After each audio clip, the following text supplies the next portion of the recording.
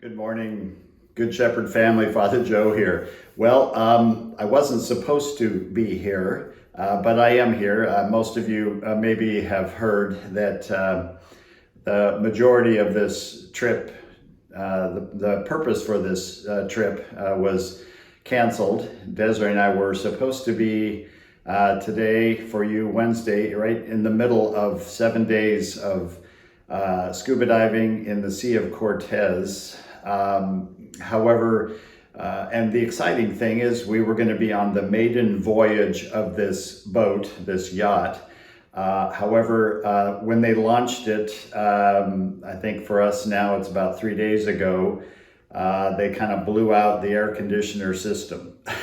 So they had no air conditioner on the whole boat, had to call us, had to cancel the trip. And so then we had to reschedule a flight back and get back home. So yes, we are back here and it's good to be back. Although we would have enjoyed still being out there. You know, it's the way life is, right? That the hopefully the older we get, the less set in concrete we are and the more flexible we can be, because we've experienced a bit of life here and there, and we've run into the snags and the hiccups of life and the things that just aren't working the way that we had anticipated or expected them to go. And I think, it's kind of like that God uses all these events of life to chip away at our control, right?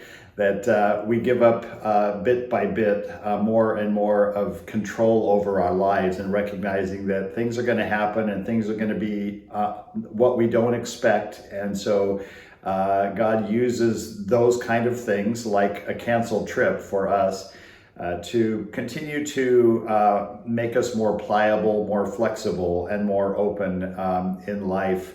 And I think there's an ultimate purpose in that, to me, I think, which is to prepare us for our death, right? That is the ultimate thing that is absolutely out of our control, that we will die one day. And so the more we experience these hiccups and snags and difficult challenges in life, the more we have those, the more we see that we come through them, and that God is still God, and we are still alive, and things are going to be okay. And so when we get to that ultimate loss of control item that we do not have control over, that we will die, that we will hopefully be more open to that eventual reality. It's one thing to be a people of faith who have hope in the resurrection, and we do, that we believe that there is life after this life. And in some ways we can say, well, I'm not going to fear death because I know that life will continue on after that. And yet it is still a big unknown.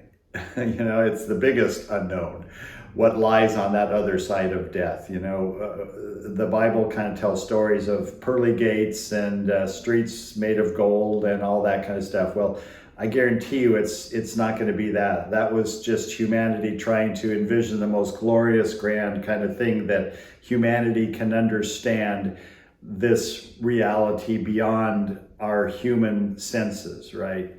And yet it's going to be very different than that. And so even though we are people of faith and people of the resurrection and people who believe that life continues on, and that gives us hope, and that gives us to some degree a sense of peace, yet we are control freaks to a degree, right? That we like to have things as we expect them, and when that doesn't happen, that can shake us. And yet, as it shakes us, hopefully it doesn't make us more rigid. Hopefully it makes us more pliable and more flexible and more open and more gracious to life and to God and to reality and to the unknowns that are out there. Anyway, I didn't expect to go philosophical on that, but I did.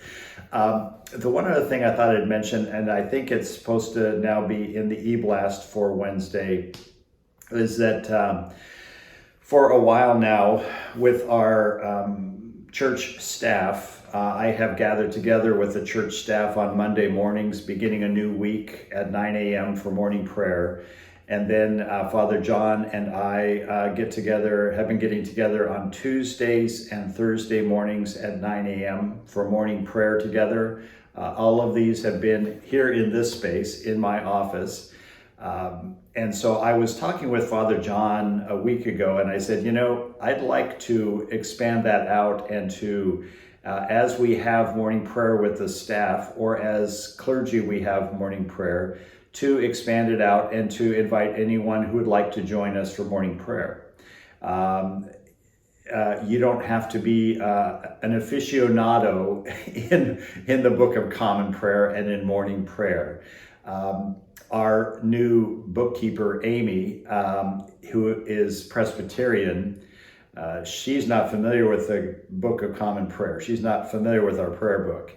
And yet, as we gathered for morning prayer for the first few times, we basically said, we're starting on page thus and so. And so she would turn to thus and so, and we would walk through it, and it would flow smoothly, and it is all fine. So you can be an expert in our prayer book, or you can be an absolute novice in our prayer book, and you will not feel out of place in sitting together here for morning prayer. So if you happen to be around the church, and you also remember, it's Tuesday morning at 9 o'clock, and Father Joe and Father John are going to be gathering for morning prayer, knock on my door and come in and join us.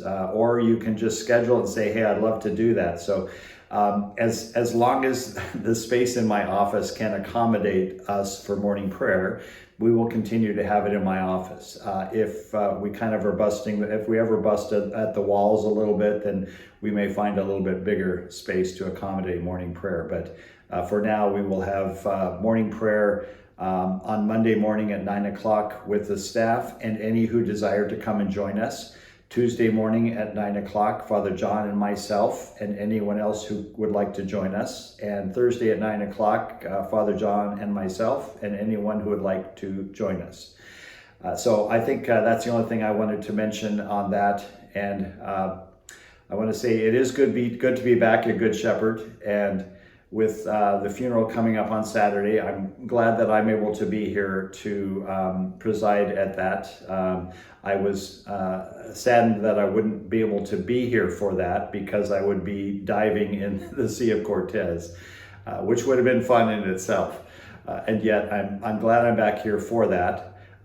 So that also lets me know I've got another vacation I've got to reschedule. I need to figure out how to get another, my last vacation week in this year. So we'll figure something out about that. Desiree and I will. That being said, the good thing is this trip that was canceled, they have done a good job of accommodating us.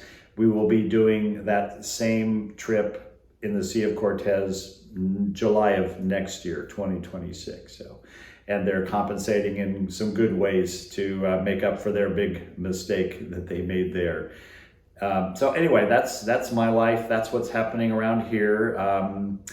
As always, let me know if there's anything that is of concern to you, anything you need to talk about. Father John's here, I'm here. We talk to one of the deacons, whatever the case may be. I look forward to seeing many of you in church on Sunday. I didn't expect I'd be saying that, but I am saying that. So I expect to see many of you in church on Sunday, or some who will be live streaming. You will see me and us. We just won't be seeing you. Well, may God's blessings be with you this day and the rest of this week. Take care.